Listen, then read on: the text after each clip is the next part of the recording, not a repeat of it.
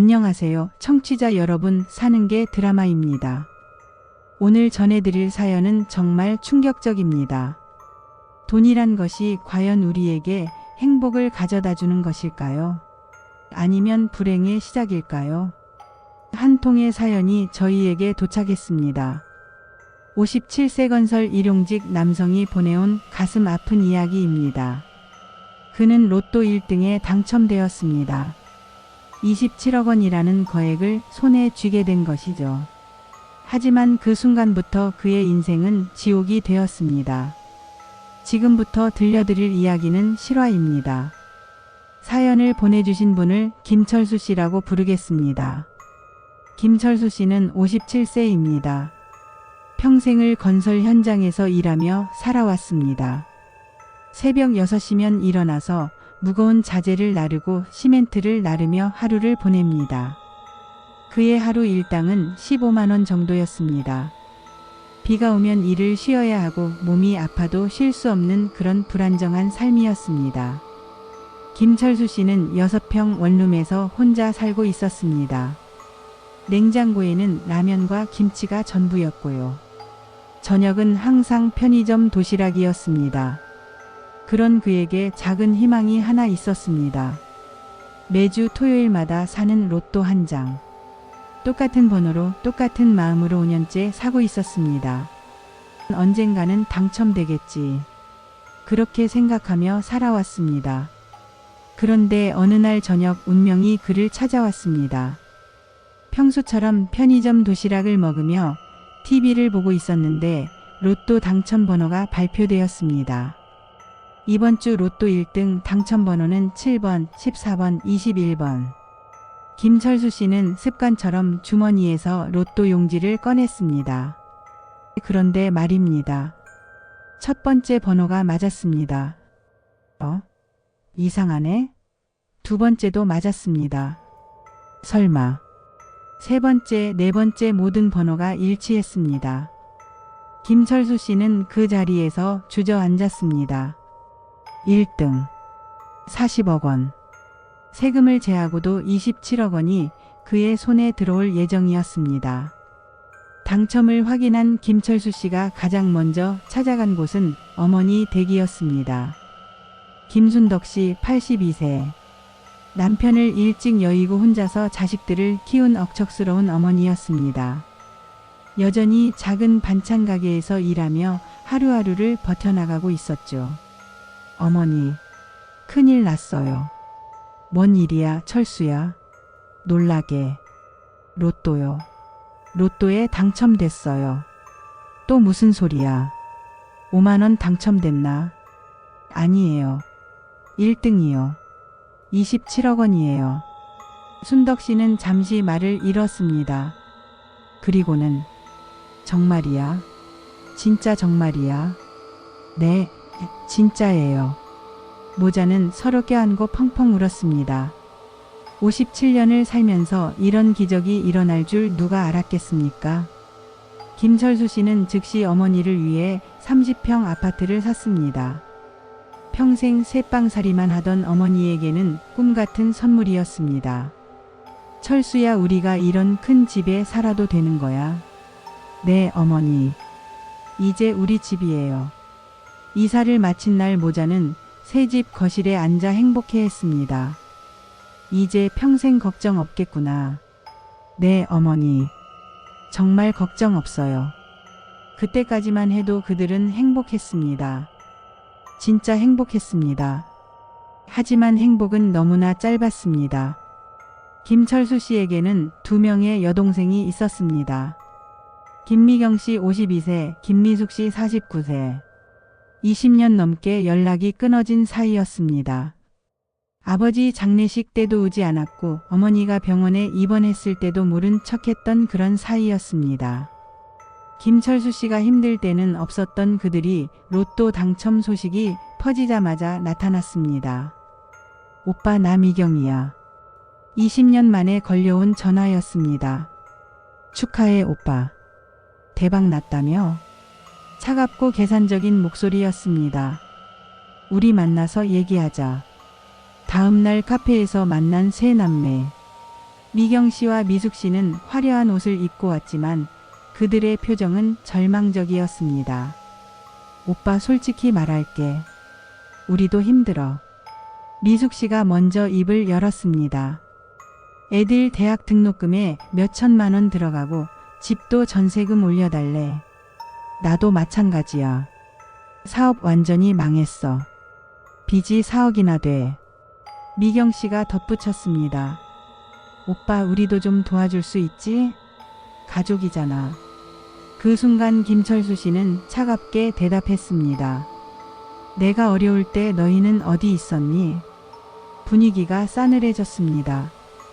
그건 그때는 우리도 힘들었잖아. 아버지 돌아가셨을 때도 안 왔잖아. 어머니 수술할 때도. 그게 지금 중요해? 피는 물보다 진하다잖아. 미경 씨의 목소리가 높아졌습니다. 27억을 혼자 다 가져. 조금이라도 나눠줘야 하는 거 아니야? 김철수 씨는 자리에서 일어났습니다. 미안하지만 도와줄 수 없어. 그 순간 미경 씨의 얼굴이 일그러졌습니다. 후회할 거야, 오빠. 분명히 후회할 거야. 며칠 후 충격적인 일이 벌어졌습니다. 시청 앞 광장에 82세 할머니 한 분이 서 있었습니다. 손에는 피켓을 들고 27억 당첨된 아들이 홀어머니를 버렸습니다. 그 할머니는 바로 김철수 씨의 어머니 김순덕 씨였습니다. 김철수 씨는 뉴스를 보고 경악했습니다. 어머니가 왜? 급히 현장으로 달려갔지만 상황은 이미 걷잡을 수 없었습니다. 어머니, 왜 이러세요? 이 폐류나. 돈 받고도 어머니를 버리는 게 사람이야. 김순덕 씨는 아들을 보자 더욱 크게 소리쳤습니다. 어머니, 제가 언제 어머니를 버렸다고. 거짓말하지 마. 미경이가 다 얘기했어. 그때 김철수 씨는 깨달았습니다. 여동생들이 어머니를 이용한 것이었습니다. 내가 우리는 도와주지 않고 혼자만 잘 살려고 한다더라. 가족들 다 버리고 27억 혼자 차지한다더라. 주변에 사람들이 모여들기 시작했습니다. 누군가 휴대폰으로 영상을 찍고 있었습니다. 저게 그 로또 당첨자래. 진짜 폐륜하네. 어머니를 저렇게. 27억 받고도 부모를 버리다니. 김철수 씨는 어머니를 설득하려 했지만 이미 늦었습니다. 그 영상은 순식간에 인터넷에 퍼졌습니다. 로또 27억 당첨자의 충격적인 실체. 홀어머니 버린 폐륜아의 정체. 돈이 만든 괴물. 자극적인 제목들로 김철수 씨의 영상이 퍼져나갔습니다. 댓글들이 폭포수처럼 쏟아졌습니다. 진짜 개쓰레기네. 27억 받고도 어머니한테 저러다니. 사람이 아니야. 복권 당첨 취소시켜야 해. 김철수 씨는 하루아침에 전 국민의 공적이 되었습니다. 집 앞에는 기자들이 몰려들었습니다. 김철수 씨, 한 말씀 부탁드립니다. 정말 어머니를 버리신 겁니까? 27억으로 뭘 할 계획이신가요? 김철수 씨는 집에서 한 발짝도 나갈 수 없었습니다. 전화는 하루 종일 울려댔습니다. 모르는 번호에서. 야, 폐륜아. 너 같은 놈이 복권에 당첨되다니. 어머니한테 가서 빌어. 당장. 심지어 죽이겠다는 협박 전화까지 걸려왔습니다. 김철수 씨는 절망했습니다. 내가 뭘 잘못했다는 거지? 며칠 후 더 충격적인 일이 벌어졌습니다. 김철수 씨가 집에서 쉬고 있는데 문이 열렸습니다. 누구야? 미경 씨와 미숙 씨가 들어왔습니다. 그리고 낯선 남자도 함께. 어떻게 들어왔어? 열쇠 수리공 불렀지. 우리도 가족인데 못 들어올 게 뭐 있어. 미경 씨가 뻔뻔하게 말했습니다. 27억 어디 숨겨뒀어? 뭐라고? 돈. 현금으로 어디다 숨겼냐고. 미숙 씨가 집 안을 뒤지기 시작했습니다. 서랍을 열고 옷장을 뒤지고. 그만해. 나가. 안 나가. 우리 모 받을 때까지. 낯선 남자가 김철수 씨를 밀쳤습니다. 미경 씨의 남편이었습니다. 10억만 현금으로 내놔. 그럼 끝내줄게. 미친 소리 하지 마. 그때 미경 씨가 휴대폰을 꺼내 들었습니다. 오빠, 너희 아들 20년 전에 뺑소니 사고 낸 거 알고 있어. 김철수 씨의 얼굴이 하얗게 질렸습니다.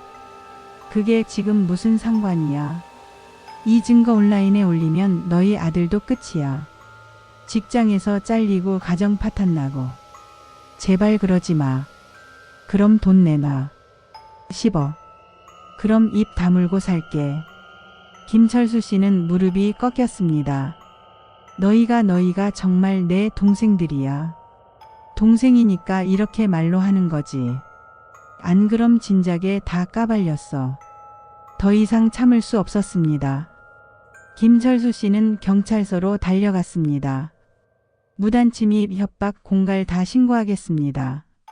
하지만 세상의 시선은 여전히 차가웠습니다. 페류나가 여동생들까지 고소한데 끝까지 가는구나. 가족도 돈 앞에서는 원수가 되나 보다. 수사가 진행되면서 진실이 하나씩 드러났습니다. 여동생들이 어머니를 속여서 시위를 시킨 것, 집에 무단 침입한 것, 협박과 공갈을 일삼은 것. 모든 증거가 나왔습니다. CCTV 영상도, 녹음 파일도, 증인들도. 법정의 선날입니다. 미경 씨가 증인석에서 울음을 터뜨렸습니다. 저희는 그냥 가난한 게 죄예요. 오빠가 27억을 받았으니까 조금이라도 도움받고 싶었을 뿐인데, 가족인데 왜 이렇게 매정할까요? 일부 방청객들이 한숨을 내쉬었습니다. 여동생들을 동정하는 것 같았습니다. 하지만 판사는 냉정했습니다. 피고인 김미경, 징역 1년에 집행유예 2년. 피고인 김미숙, 징역 8개월에 집행유예 2년. 피고인 박상철, 징역 1년 6개월. 미경 씨의 남편은 실형을 받았습니다. 김철수 씨는 법적으로는 이겼습니다. 하지만 그의 마음에는 승리감이 없었습니다.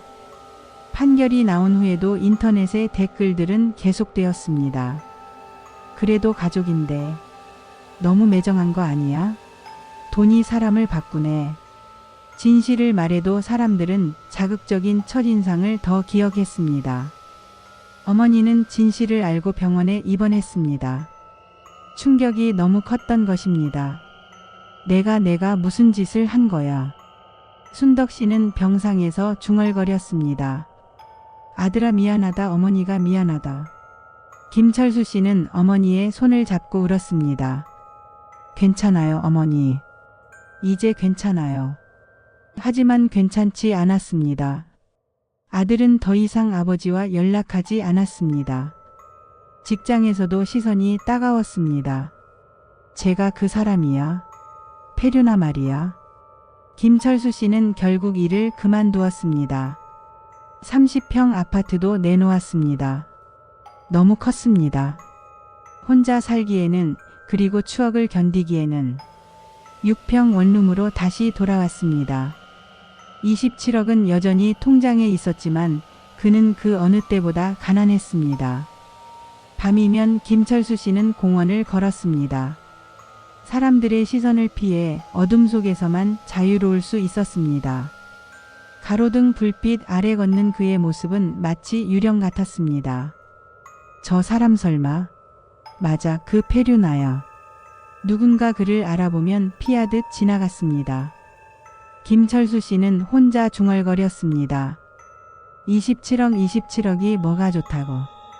공원 벤치에 앉았습니다. 주머니에서 구겨진 로또 용지를 꺼냈습니다. 그 운명의 숫자들. 이런 걸 왜 샀을까, 이런 걸 왜. 눈물이 떨어져 용지를 적셨습니다. 어머니와 함께 웃던 그날이 마치 꿈처럼 느껴졌습니다. 여동생들과는 영원히 남남이 되었습니다. 아니, 남남보다 못한 사이가 되었습니다. 가족이라는 이름은 이제 그에게 상처일 뿐이었습니다. 27억이 내 인생을 살린 줄 알았다. 하지만 결국 모든 걸 앗아갔다. 김철수 씨는 마지막으로 중얼거렸습니다. 돈이 가져다 준 건 축복이 아니라 저주였습니다. 그것은 인간의 가장 추악한 면을 끌어냈습니다. 가족이라는 이름으로 포장된 탐욕, 혈연이라는 핑계로 정당화된 강탈, 그리고 진실보다 자극적인 거짓을 선호하는 세상의 잔인함. 김철수 씨는 깨달았습니다. 진정한 가난은 돈이 없는 게 아니라 사랑하는 사람들을 잃는 것이라는 걸. 그리고 어떤 분은 그 대가로 치르기엔 너무 비싸다는 것을. 그렇게 한 남자의 로또 당첨은 그의 인생에서 가장 불행한 사건이 되었습니다. 27억 원이라는 숫자는 남았지만 그 숫자가 의미하는 모든 것들은 사라져버린 밤이었습니다. 여러분은 어떻게 생각하십니까? 돈이 정말 우리를 행복하게 해줄까요? 아니면 때로는 가장 소중한 것들을 앗아가는 저주가 될까요? 김철수 씨의 이야기를 들려드렸습니다. 끝까지 들어주셔서 감사합니다.